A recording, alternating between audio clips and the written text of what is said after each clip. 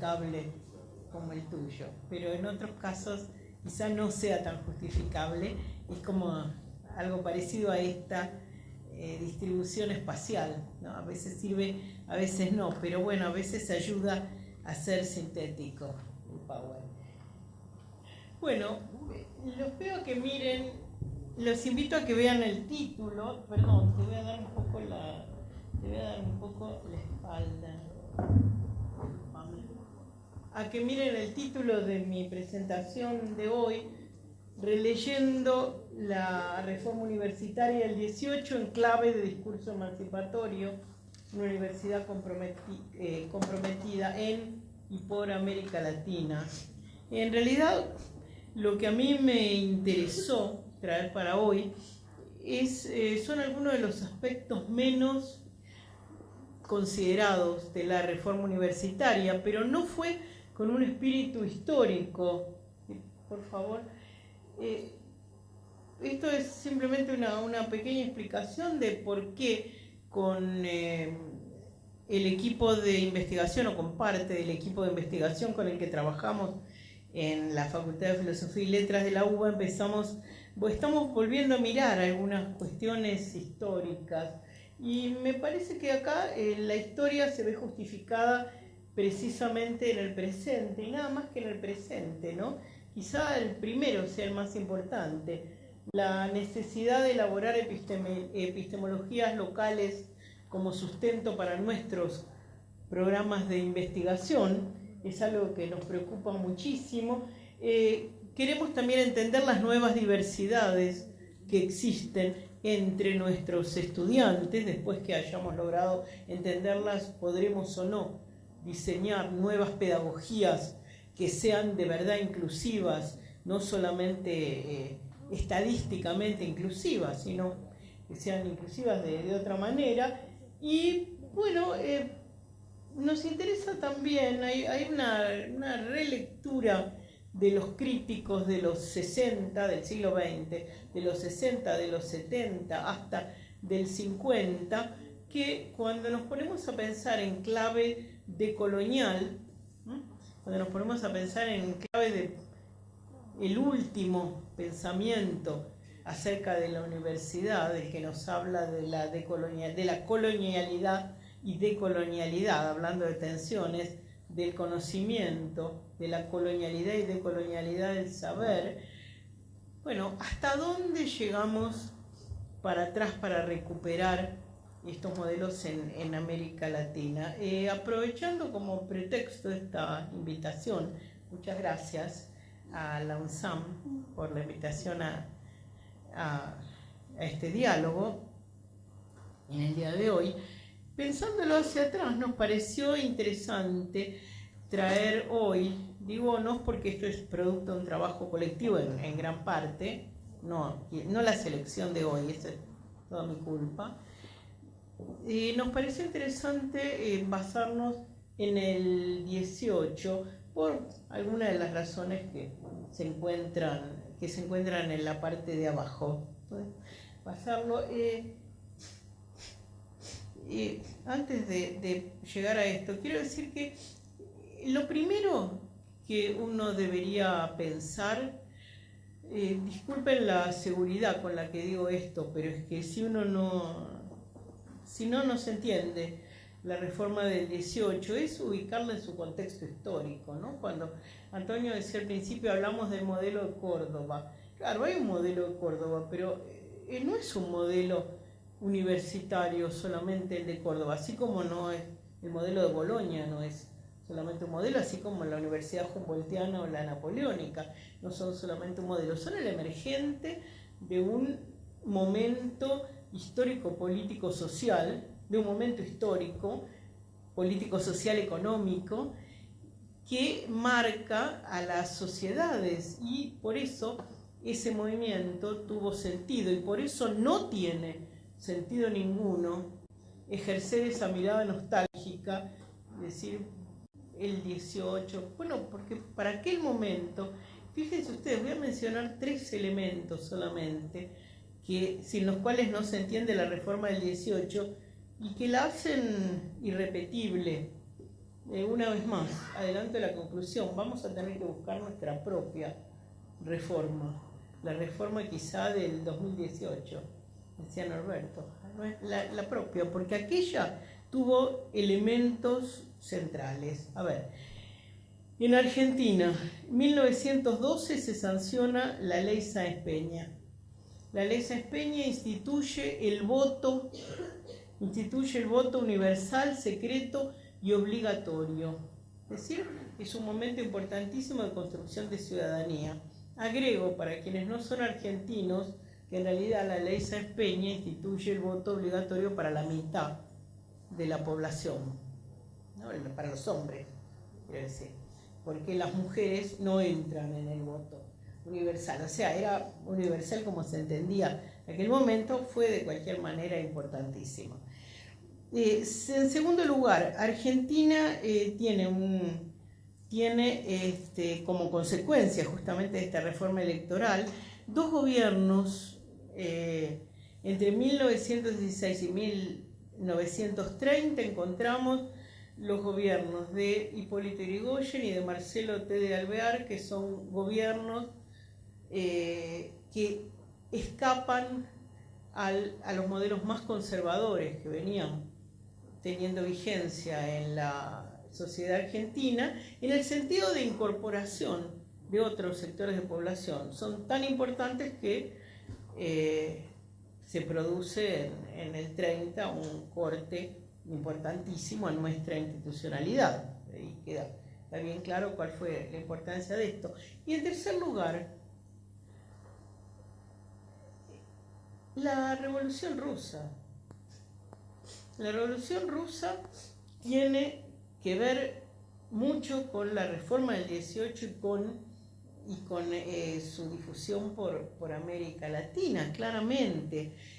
Quisiera poder decir también la Revolución Mexicana, que fue anterior a la rusa, pero me temo que los intelectuales argentinos, a juzgar por nuestras lecturas, no estaban suficientemente interiorizados acerca de la misma, ni siquiera los intelectuales de lo que iban a ser la izquierda dura, pero sí la Revolución Rusa. Entonces tenemos un momento argentino muy particular que, sumado al escolasticismo de la Universidad de Córdoba, produce esta ruptura, produce este quiebre que se produce efectivamente. ¿Por qué lo llamo quiebre y ruptura? Bueno, por un lado por una cuestión ideológica, pero por otro lado porque a partir de la reforma del 18 se reforman los estatutos de la mayor parte de universidades de América Latina, perdón, de la mayor parte de los países de América Latina. En algunos son ciertas universidades,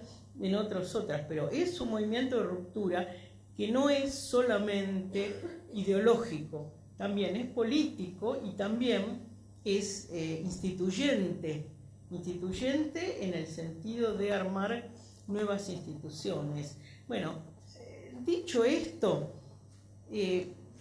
solamente voy pensando en dos de los aspectos de la reforma del 18, dos que me parece que no casualmente han sido los menos rescatados.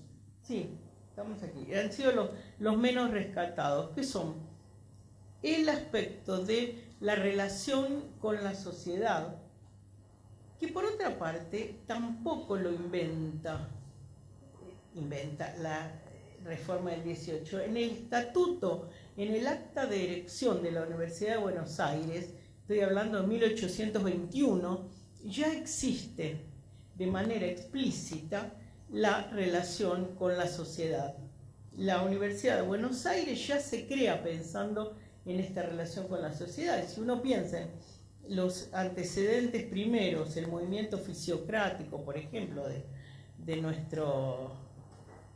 uno de los tempranos y contradictorios independentistas, Manuel Belgrano, que se ocupaba de educación,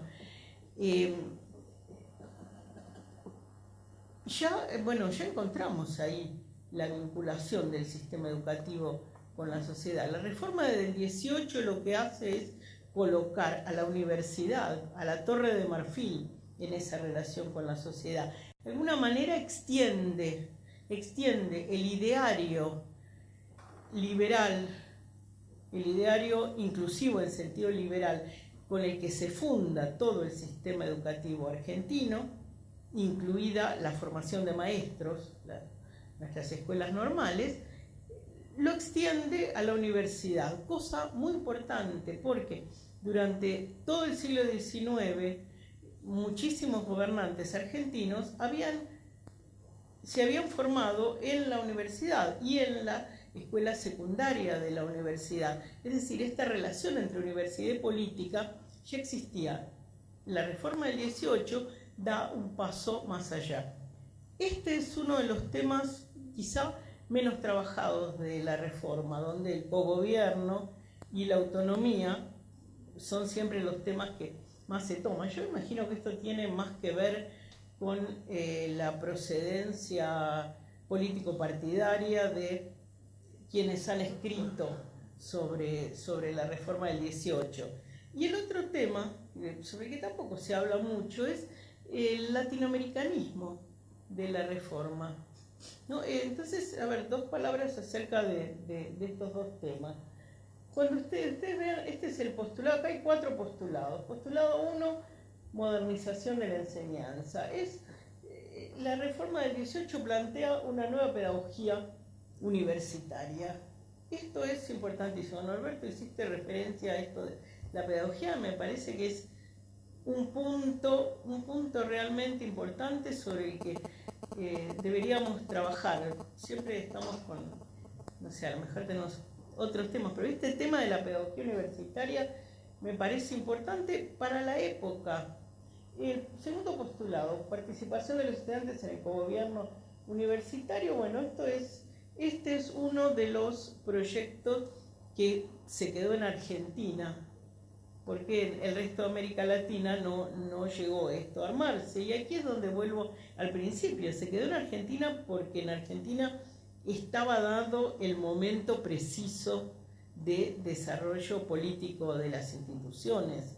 Entonces tenía sentido este gobierno. No era más que transportarlo adentro de la universidad, ¿sí? Digo, by the way, la reforma del 18 tampoco habló de las mujeres. Me encuentro en la reforma en el 18 todavía las mujeres tenían que presentar recursos judiciales para poder entrar y permanecer en facultades como Derecho y Medicina. Muy pocas, 5 médicas creo que se recibieron a fin del siglo XIX. O sea, como para reubicarlo. Y la otra, por favor. Postulado 3, autonomía de las universidades. Bueno, perfecto.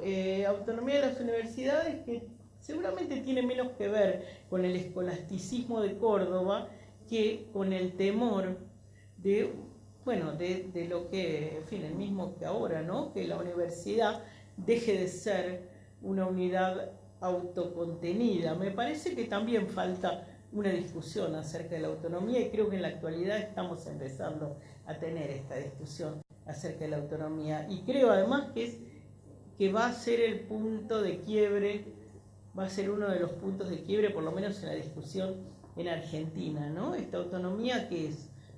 La autonomía es dar un paso al costado, mirar desde afuera. La autonomía es dar la espalda a las necesidades de la sociedad. La autonomía es algo lo que me gusta hacer. En fin, hay una cantidad de cuestiones que convendría discutir, pero no me voy a meter. Postulado 4, el antiimperialismo y la unidad de los pueblos latinoamericanos. Y esto es, aquí lo primero, y esto es algo que a mí me parece una de las pocas cuestiones realmente vigentes en serio, ¿no? Fuera del espíritu del 18, claro que eso está vigente. La reforma se presenta interesada tanto en los problemas políticos como en los pedagógicos, como respuesta a una situación histórica concreta. Y bueno, el otro punto es un punto interesante con respecto a latinoamericanismo y antiimperialismo. Es interesante porque es uno de los puntos que se va construyendo a lo largo de la primera mitad o hasta el año 30, 40, las primeras 2, 3 décadas, se va construyendo en América Latina. seguimos al otro. Y acá está, ¿no? Clarito. Aquí hablaban hace un rato del invierno del 18, ¿no? Decía el decano. Bueno, en el invierno del 18, en Córdoba, se manifestaba a los hombres libres de Sudamérica. No es casual esto de la apelación a los hombres libres de Sudamérica. Y el final, la Juventud Universitaria de Córdoba, por intermedio de su federación, saluda a los compañeros de América Toda y les incita a colaborar en la obra de libertad que inicia. Tampoco fue, como algunos autores todavía dicen, la Reforma corrió como un reguero de pólvora por América. No fue casualidad, fue una actitud de la Reforma del 18. Esto es sumamente importante. Cuando uno empieza a trabajar hoy por hoy en la búsqueda de nuevos parámetros conceptuales, llegamos a la cantidad de aportes acerca de colonialidad y decolonialidad.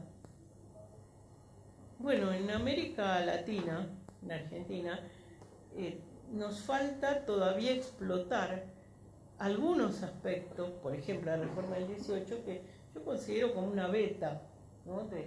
Si puedes pasar al otro, por favor. Esta es una mínima cronología de los más importantes: 1921, 1923, 1926. Esto, esto es sabido por todos.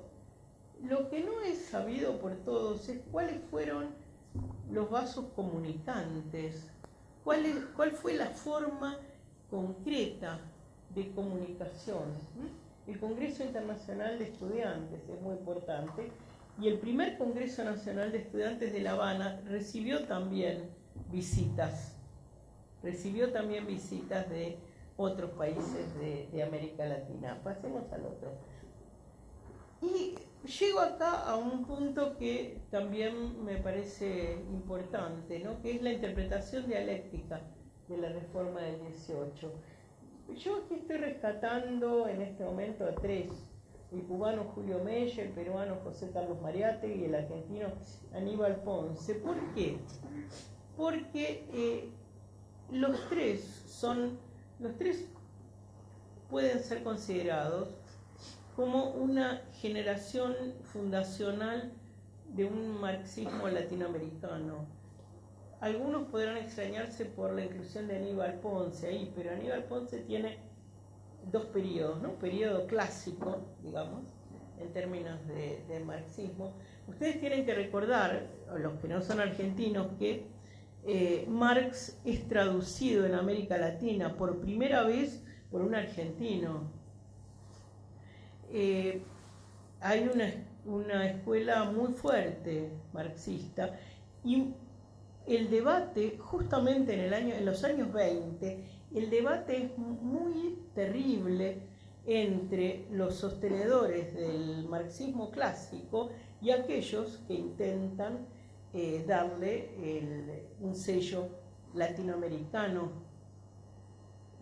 básicamente Mariátegui y Mella también de manera muy importante. Aníbal Ponce tiene, como decía recién, dos periodos.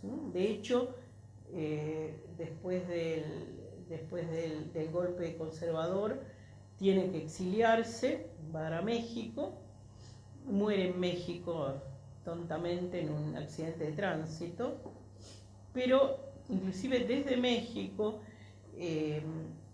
reevalúa las posiciones anteriores más duramente clásicas. ¿Y por qué me importa esto? Porque la Reforma del 18 y las consideraciones sobre la Reforma del 18 parecieron actuar como catalizador en este camino de encontrar de construir un nuevo marxismo latinoamericano. No digo de adaptar, ¿no? Porque eso es lo que hacían los clásicos, sino de la construcción. Entonces la Reforma del 18 se constituye ahí en un nudo de discusión que sirve también para esto, y me parece claro que esta es esta es una de las posturas fundacionales del movimiento crítico del siglo XX. Y si ustedes ven acá, está muy claro en Mariátegui, ¿no? Cuando dice el programa democrático de la reforma, está hablando de la reforma universitaria, ¿no? Bueno, se los dejo a ustedes para leerlo. Al final habla de la educación laica. Esto lo escribe Mariátegui en 1928. Mariátegui es fundador del Partido Socialista Peruano, es poeta, es escritor, etcétera, escribe sobre educación y considera apropiado referirse a la reforma universitaria, bueno, para desarrollar sus propios argumentos. Pero a mí me parece que esto nos ayuda a entender también mejor la reforma. Podemos pasar al otro. Julio Mella. El caso de Mella es un caso, miren cuánto tiempo vivió 26 años, fue asesinado también durante su exilio en México.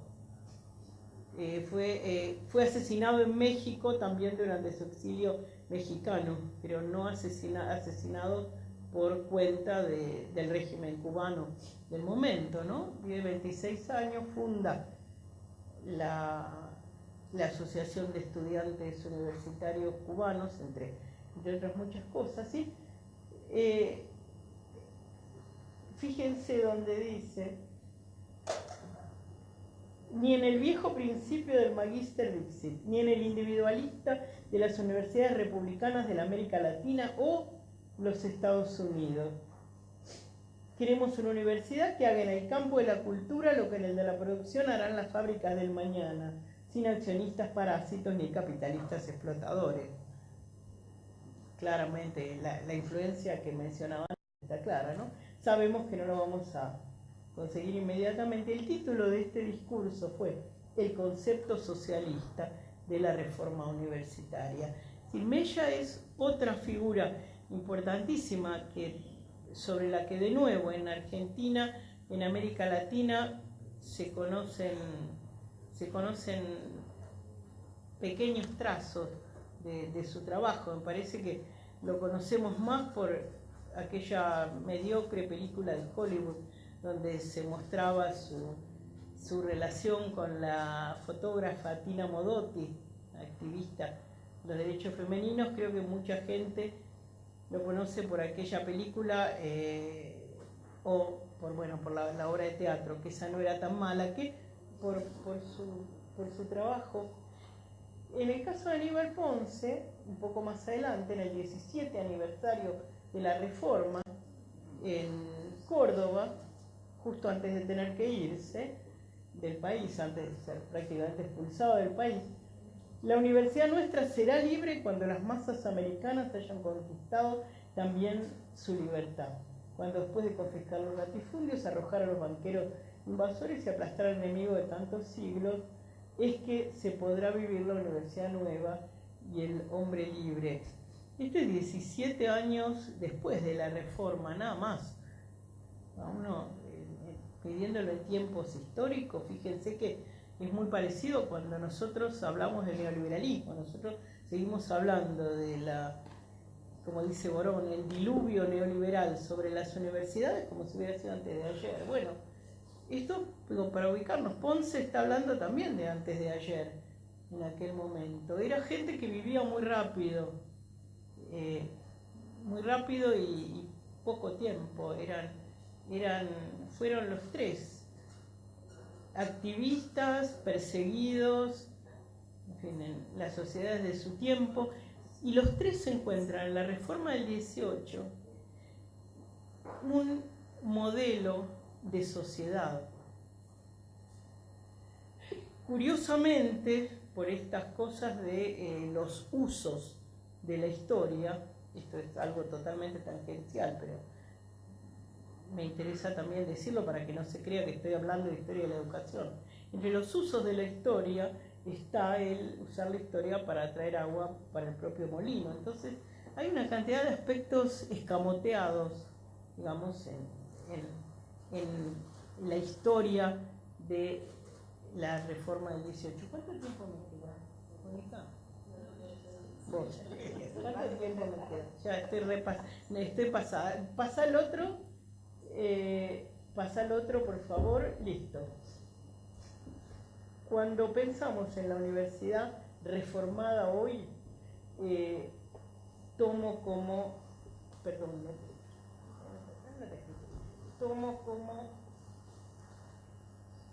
modelo la mirada de Sousa Santos en la sociología de las ausencias, donde piensa el papel de los conocimientos y las teorías legitimadas en y por la universidad. Y debo decir que termino con Sousa Santos porque quiero también evadirme de otro